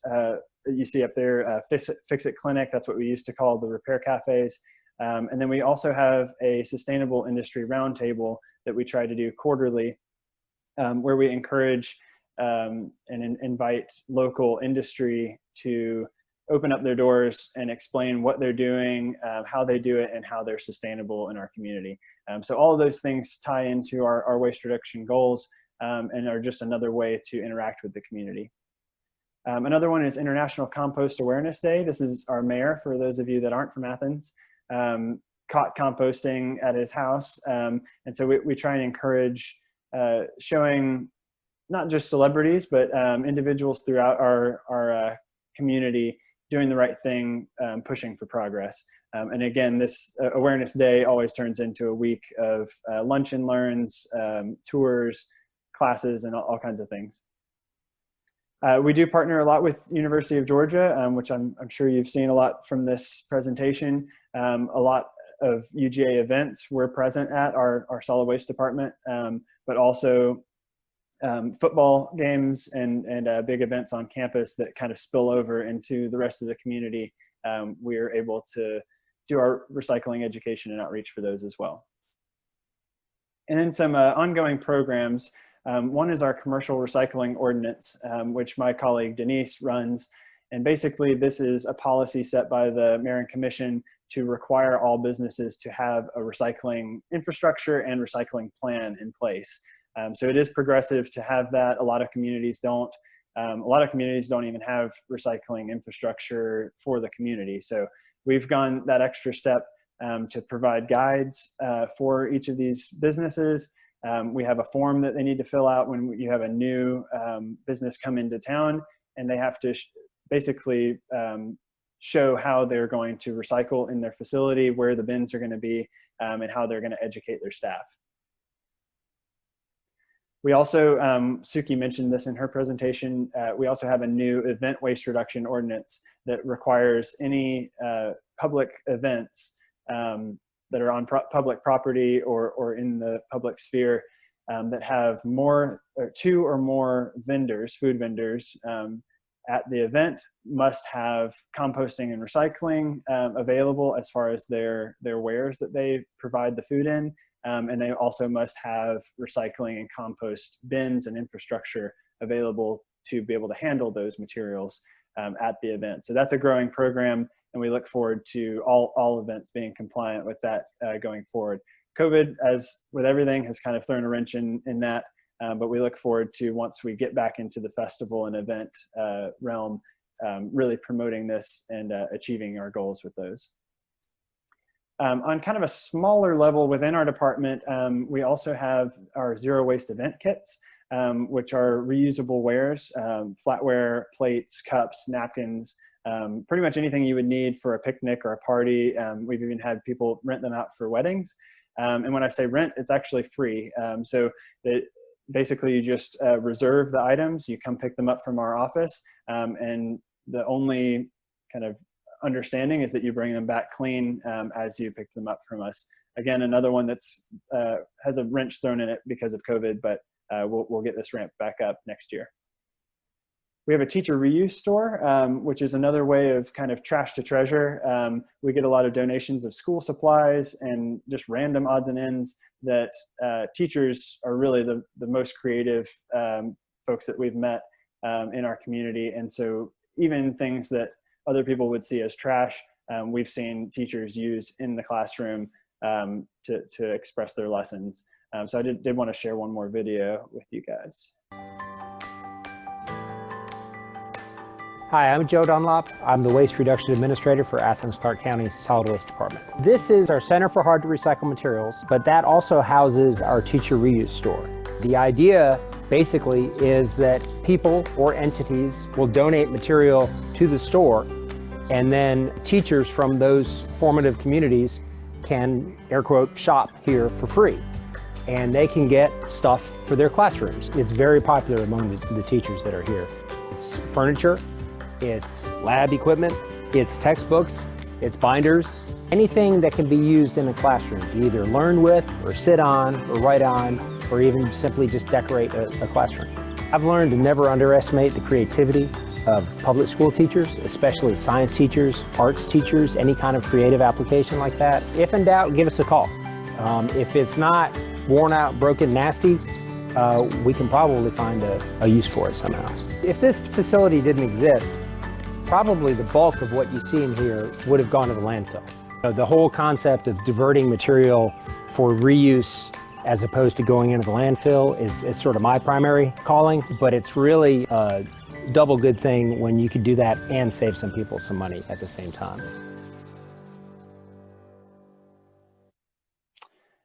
One of our main programs that's kind of near and dear to me is our internship program. That's actually how I got my start in the department, was as a student intern while I was a student at University of Georgia. But this is a great way for our local college and university and even high school students in some cases to get the experience. And some of my favorite conversations have been with students that have come to me and said, I've actually changed my major now to focus on environmental issues because of the internship that I had with this department. Even sometimes after a tour, and that's great. We're very excited to see the next generation pushing for this research and development and new businesses. And really my presentation is a lot broader than just the plastics, but it's the education and outreach feeds the next students that will be the leaders in the community. So I'm really excited about these programs. We also do a lot of facility tours, as I mentioned earlier, landfill, compost, charm, and our recycling facility. We also do a lot of outreach in the schools. So we'll do assemblies or class by class presentations. Just last year in fiscal year 19, we did over 185 tours and over 5,000 attendees in our buildings. And then over 5,600 community interactions, which are in schools, businesses, and other events in the community. And then the last one, again, stifled by COVID, but we're working in the springtime and hope to get back into it, ramping up the infrastructure and education on specifically the recycling bins in the schools and making them a consistent messaging and layout throughout the school district, and also in partnership with University of Georgia so that when you're on campus, in your school, out in the community, you see the same thing and you understand that it's all going to the same place, all being recycled within our facility. So that wraps up my presentation. I'm not sure how much time, but if you guys have any questions for me, I'd be happy to answer those. Thanks. Thank you, Mason. Let's see, we already have a couple questions here in the box. So Allison wants to know, are fraternities and sororities encouraged to reduce, reuse, and recycle at their events? At my undergrad, we had a Greeks Go Green organization. Yes, University of Georgia does have a Greeks Go Green organization as well, and that's in partnership with us. I guess it was about a year and a half ago. We had an intern that was a joint intern with University of Georgia and our office, and her primary project was to work with the Greek houses on their recycling programs. So that was actually another cool partnership with the university. My project while I was on campus was bringing in the new standardized bins, recycling and trash kind of paired together. So you always had that option at the last second to put it in the correct bin. Bins find a way of walking off if they're not attached. So you end up with a trash bin by itself or a recycling bin by itself. And what happens is those just turn into trash cans. If it's a recycling bin by itself, you're going to get more trash in it. If it's a trash bin by itself, you're going to get recyclables in it. So putting those together really helped out a lot on campus.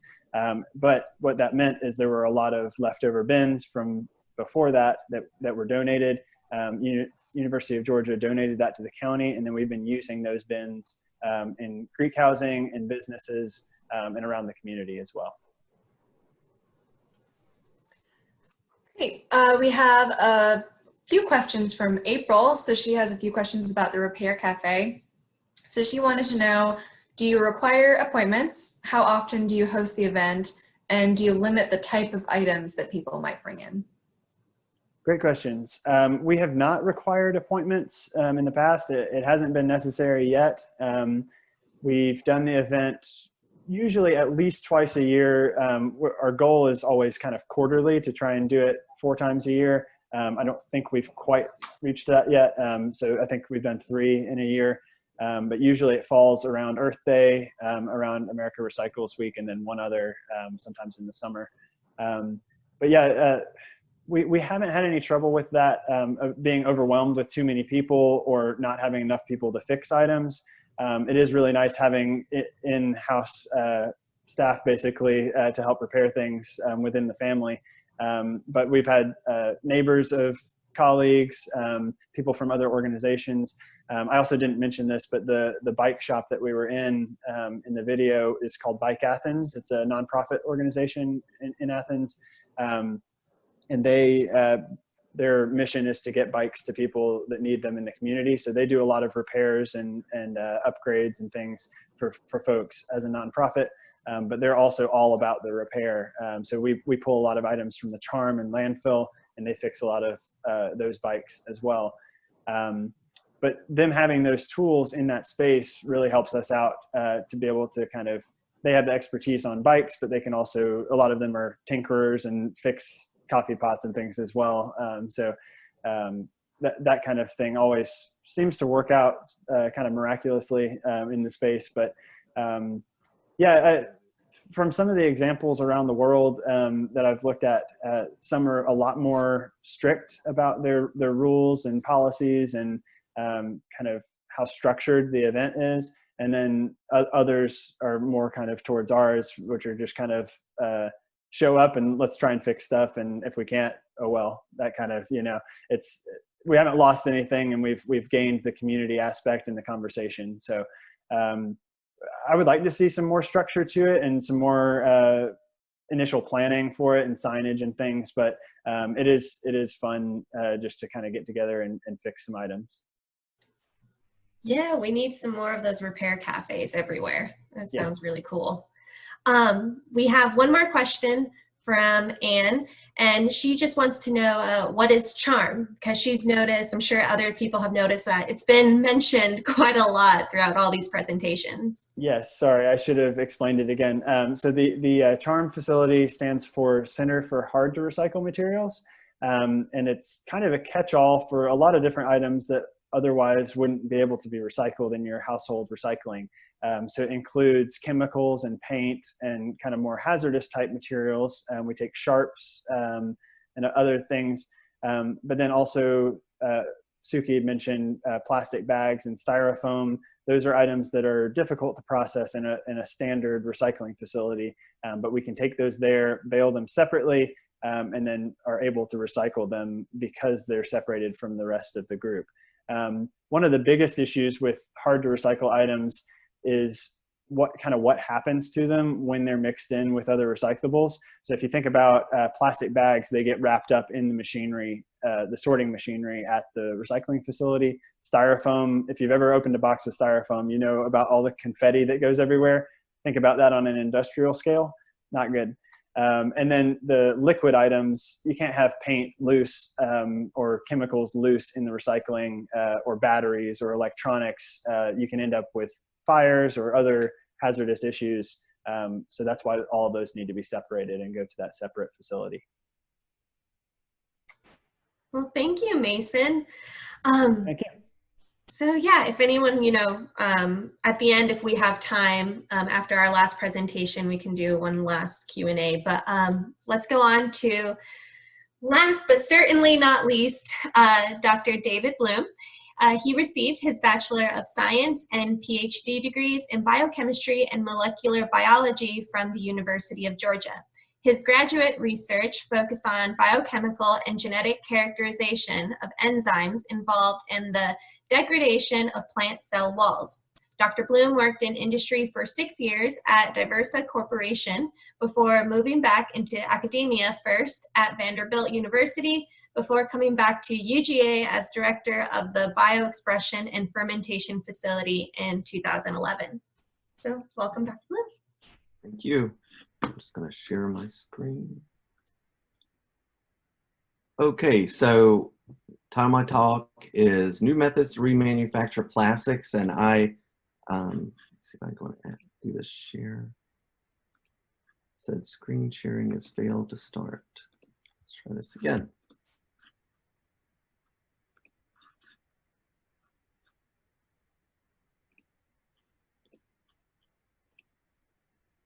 Okay. Everybody see that now? Yes, we can see it. Great. All right. So my talk is on remanufacturing plastics, and I added in this subtitle, upcycling plastic, because we talked about or heard about downcycling plastics. And so what we're trying to do is actually remake plastics. I'll get into how we do that in a minute.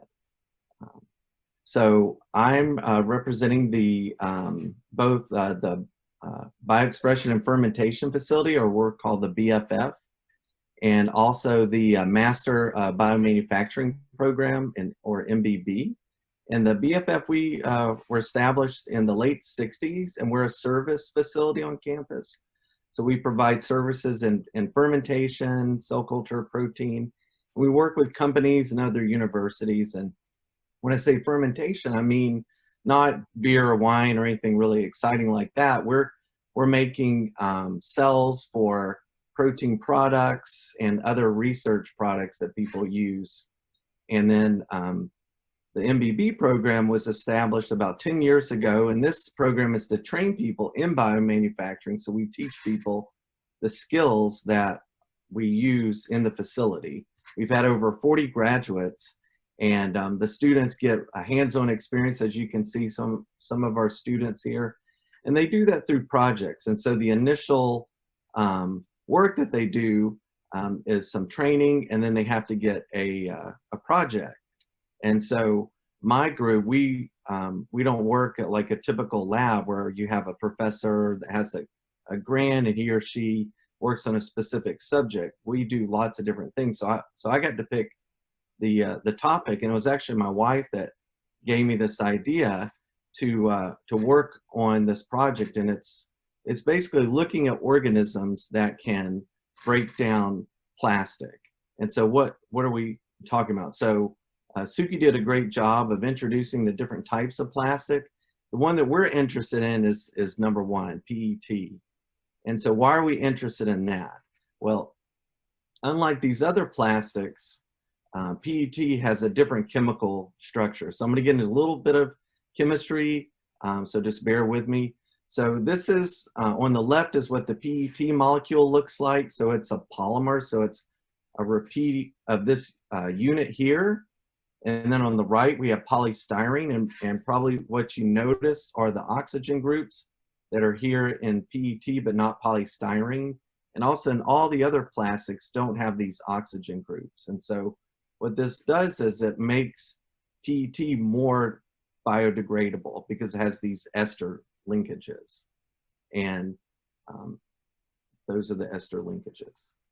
And back in about 4 years ago in 2016, a group in Japan was looking for these organisms, and what they were able to do is they collected samples at a lot of different locations, including a local recycling center, and they were able to identify an organism called Ideonella sakaiensis that's they showed was able to degrade PET. And the way it does it is it uses an enzyme called PETase. And so PETase basically takes water and takes the crystalline or the solid plastic substrate and it converts it into monomers. So it converts it into this compound called MET, M-H-E-T. And that the chemical name isn't really important, but what you need to know is that this compound can be further hydrolyzed into ethylene glycol and terephthalic acid. You may remember that terephthalic acid makes up PET. These two compounds are what are used as the main starting materials for PET. And so what this means is that we can take these enzymes and take plastic and convert it back into the monomer, and then you can take those monomers and make virgin plastic, which is much more valuable than the down cycle where you're taking plastic and converting it into something else that eventually is going to end up in the landfill. And so this is from their paper published in Science magazine. So what I want you to see is that we've got some electron micrographs of the organism.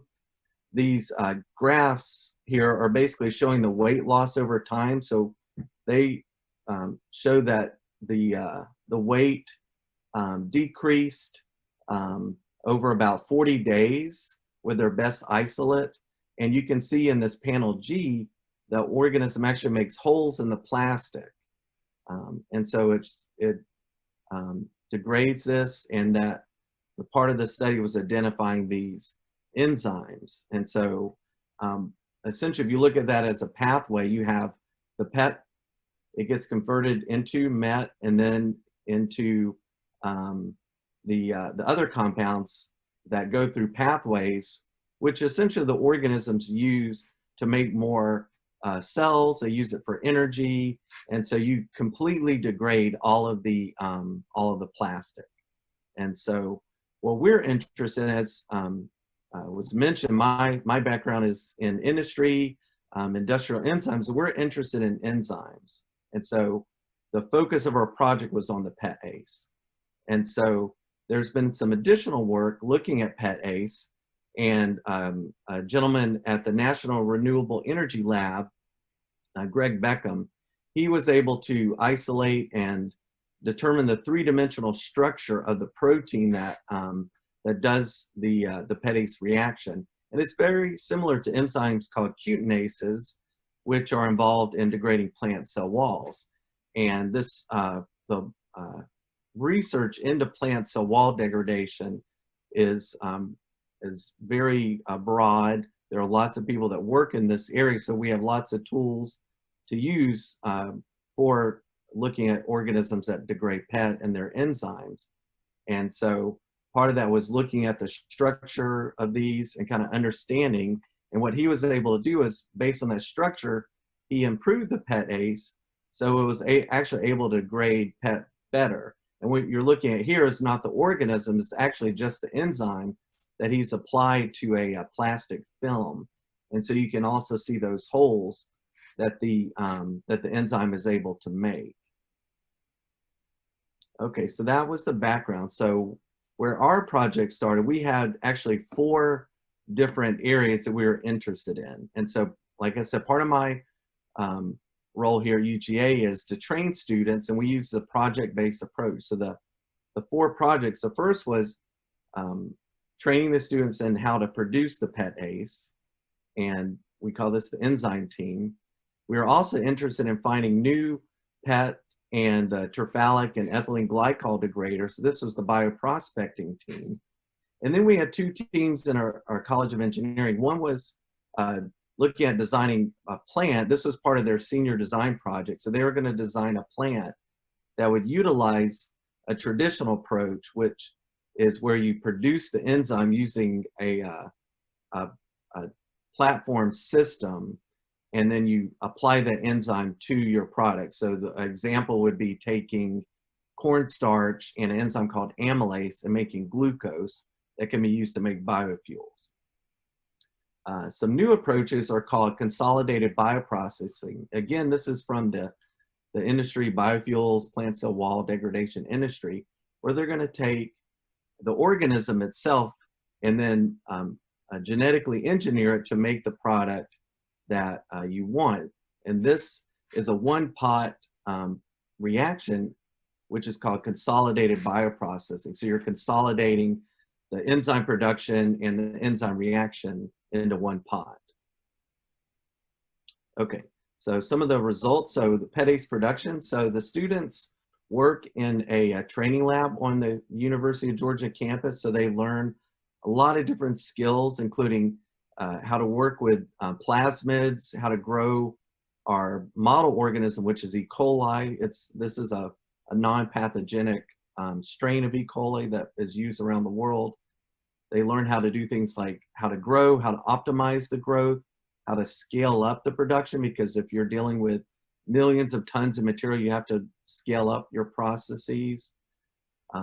Other things they learn about how to harvest cells with centrifuges like this one on the right, chromatography and protein analysis, which is how we purify the protein and how we analyze it. So on the far bottom right is what we call a SDS page gel, which has the purified protein that was the result of all of the work in this list here. And so they were able to go through all the steps and purify, and they picked up these skills. Many of these students have graduated now and moved on to positions in industry. The second team was our bioprospecting team. This is where we work with our friends at the recycling center. So you can see a few pictures and some of our teams that we were working with. And we use as a basis for our process is something called the Tiny Earth Initiative. So before we were talking about tools for teachers and how to get kids interested in science. So Tiny Earth is actually focused on antibiotics. And so the way this program works, it's out of the University of Wisconsin in Madison, is that the students will isolate samples from their the environment, and then they are looking for novel antibiotics. So they have bacteria, and they're looking at inhibition of growth of those bacteria. Well, we use similar techniques to isolate our bacteria, and then we look for whether or not they're able to degrade plastic or those byproducts, because a lot of times the byproducts are easier to degrade, so the organisms would be easier to find. And then they may, what we found was some of them actually are able to also degrade PET. And so where do we get our samples? So I really like to talk earlier about the app where you can geolocate your plastic. So we weren't quite that sophisticated, but we collected information such as the location, GPS date, temperature, weather conditions, things like that, where the sample was found. So this was one of those. And this harkens back to some of my background at Diversa Corporation. So we had scientists that would travel the world, such as this scientist. I believe this is in Yellowstone, collect samples and look for really interesting organisms. And so what were the results? So we were able to find a lot of really interesting organisms. So in this slide, we show some of those. So one was this red bacterium that it produces a carotenoid. We found one that kind of by accident, we have a blue light in the lab, and we saw that this organism actually fluoresces under the blue light. So that was kind of interesting and unexpected. We found purple bacteria, and then we also were able to test for growth. So we would grow the bacteria on either amorphous PET, which is a special type of plastic that is made to be basically less hydrogen bonding, so it's not as crystalline, it's easier to degrade. And then we also just got soda bottles from the Cokes on campus and used those. And what they found was that the amorphous PET or dyed PET, so we had green like Mountain Dew bottles, actually worked better than clear plastic. So that was really interesting. They were able to identify several different strains, and then we do what's called 16S sequencing. So this is looking at the ribosomal RNA, and this tells us the strain, the genus and species. So we found a Methylobacteria and a Paraburkholderia.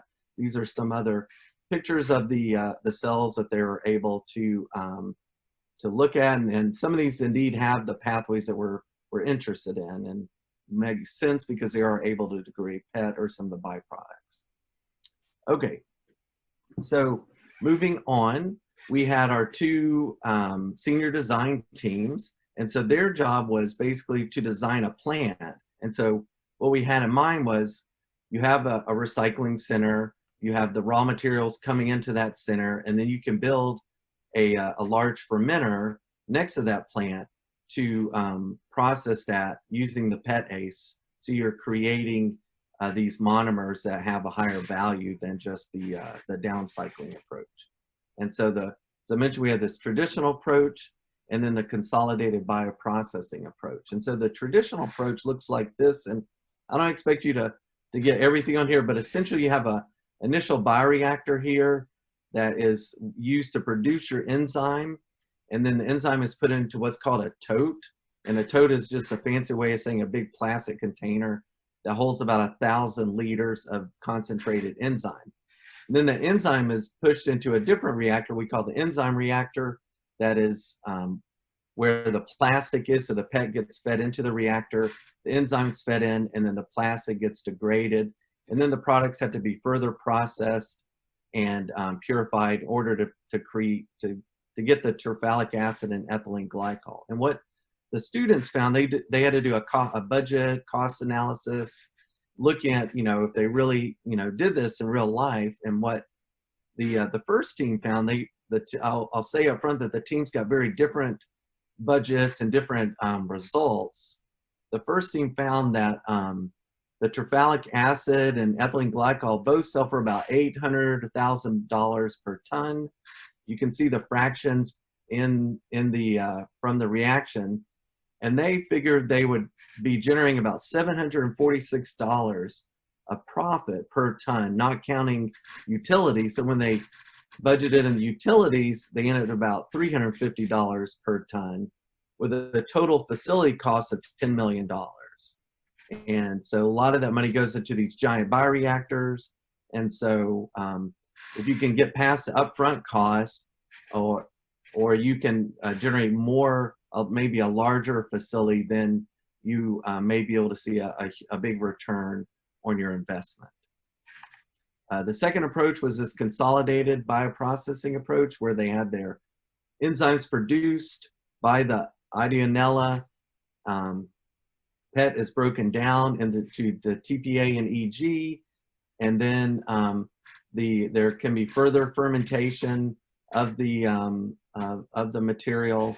And so what's important to understand here is that if you have this pathway, so what we don't want to happen is we don't want to have this material be broken down all the way to CO2 or other materials. So we want to knock out this pathway. So we're only making the metase and petase, and so we're only making the terephthalic acid and the ethylene glycol. You would then cut out all the other steps of producing the enzyme. So everything's in one reactor. Your microorganism is producing the PET ACE and it's attaching to the substrate as the PET's being delivered, and then the material can be further processed.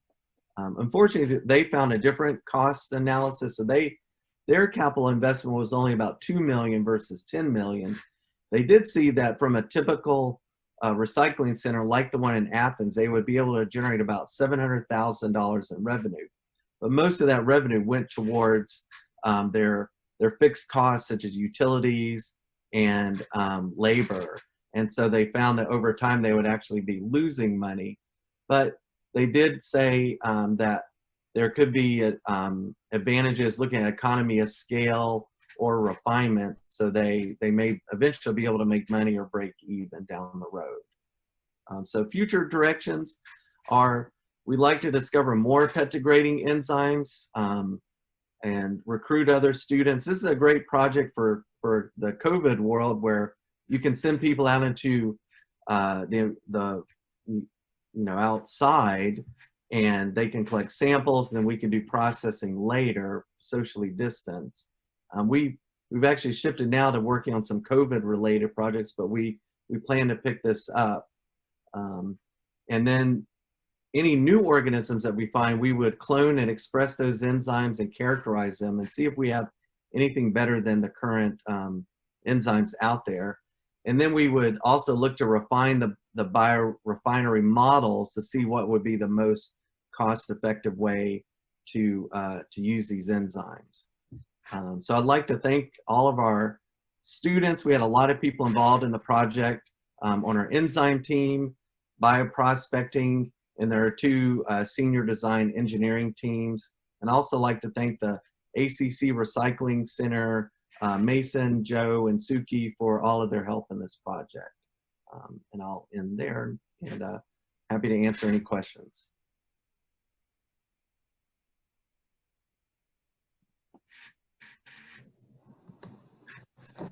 Thank you. Thank you for that presentation. Yeah, I loved that image of the fluorescent bacteria that was really cool. I've never seen that before, so that was really, really neat to see. Yeah, it was really bizarre that you never know what you're going to find. There's so many organisms that are all around us, you don't even realize are there. I know, it's crazy. Yeah.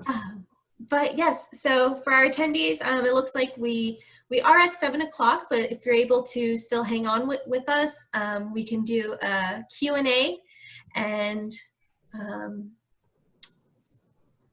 we'll do a Q&A and have those questions answered. And if you have to go, we understand too, and you could always email us your questions, and then we can connect it with all of our panelists today if you're short on time. David, could you tell us a little bit of the difference between kind of the final products of that process, and if you could use it for other things? You mentioned biofuels, I think, at the very beginning, but could you use any of that for producing plastics again, or kind of closing that loop? Right. So the cool thing about this is by using these 2 enzymes, you're creating the starting materials for PET. So the ethylene glycol and terephthalate are used directly to make PET. And so we're essentially taking PET and turning it back into the original material it was made from. And the other cool thing about this is you all talked a lot about mixed, plastics. So the enzyme doesn't react with any of the other 6 plastics. So I could throw this enzyme into a mixture of plastics 1 through 7, it would only break down the PET. Wow. That's really cool. Yeah. So there's a huge amount of interest in this. Now we're kind of in what I call the Wild West period of PET ACE, but we just, I hear a lot of groups are interested in working in this area because it has such potential, from the upcycling standpoint. You can also, basically take the PET and then use that to convert PET into other chemicals. So things like other plastics or butanol or biofuels, ethanol. It could be used to make that as well. And we are hopeful. I mean, there are a handful of studies looking at other plastics that can be broken down, but the PET is definitely much easier because of the organic chemistry around it. But we would love to have a tiny earth project where students were going around screening their dirt or whatever samples. Maybe Jenna has some from the middle of the ocean or something we could try out, and find just other enzymes. Maybe there's a polystyrene ACE or other enzymes out there that are just waiting to be found. Oh, we can only hope. Yep. Yeah. Well, if there's no other questions, then we'll just wrap it up for this evening. So thank you again, everyone. Thank you to our panelists. I think we covered like all corners of plastic in this talk. So thank you so much for just bringing all of your knowledge and your resources and sharing it with our community. We really appreciate you speaking with us this evening. Thank you. Thank you all for moderating. Thank you. Thank you. Of course. Of course. Of course. All right. So for our attendees, if you haven't already, be sure to follow our Confluence 2020 Facebook group. That is where we post, registration links, and, you can just connect with other community members. So if you haven't followed that yet, go ahead and do that. We also have an Instagram and Facebook, so the handles will be posted in the chat, and you can give those a follow. And we have many more great sessions coming up for our final week of Confluence. So you can find registration links on our website and also through the Facebook group.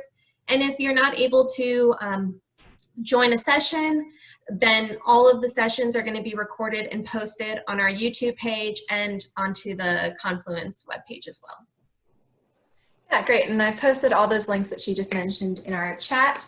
I also just wanted to remind everyone that our online silent auction is closing in just a few days, but you can still place your bids until August 31st. We have so many amazing items. We have a mountain getaway, we have beer and wine tours, tickets to all kinds of locations. So we'd really appreciate it if you checked that out. All the funds go towards supporting our program and this conference. So we would really appreciate it if you checked it out and placed some bids. The link is in the chat. And when you leave this webinar, you will be directed to a page that will ask you to participate in a quick 5-question post-session survey. So please fill out the survey and let us know what we can do to improve your virtual Confluence experience. And as always, if you are interested in learning more about AdaptoStream, if you would like to get involved, if you have any questions for us or our lovely presenters today, or if you want to sign up for our quarterly newsletter, please feel free to reach out to us, and that email is also in the chat. So again, thank you everyone for joining us, and to all of our speakers once again for your wonderful talks. And we hope to see you at another session very soon for our last week. Thanks everyone. Thank you.